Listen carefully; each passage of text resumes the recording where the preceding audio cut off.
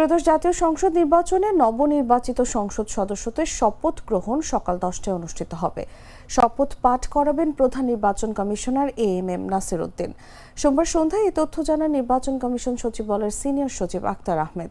EC সূত্র জানায়, বাংলাদেশ জাতীয় সংসদ সচিবালয়ের শপথ গ্রহণ কক্ষে এই অনুষ্ঠান হবে। এ বিষয়ে সচিবালয়ের সচিবকে দেয়া চিঠিতে উল্লেখ করা হয়েছে, নির্বাচিত সংসদ সদস্যদের পাশাপাশি সংবিধান সংস্কার পরিষদের সদস্যদেরও শপথ পাঠ করানো হবে। ইসির বেসরকারি ফলাফল অনুযায়ী 297টি আসনের মধ্যে বাংলাদেশ জাতীয়তাবাদী দল 209টি এবং বাংলাদেশ জামায়াতে ইসলামী 68টি আসনে জয় পেয়েছে। জাতীয় নাগরিক পার্টি 6টি ও স্বতন্ত্র প্রার্থীরা 7টি আসনে বিজয়ী হয়েছেন। ধানের শীষ প্রতীকে বিএনপি 49.97% এবং দাঁড়িপাল্লা প্রতীকে জামায়াত ইসলামী 31.76% ভোট পেয়েছে। মোট 50টি দল ও 274 জন স্বতন্ত্র প্রার্থী নির্বাচনে অংশ নেন। আদালতের নির্দেশে চট্টগ্রাম 2 ও 4 আসনের ফল স্থগিত রয়েছে।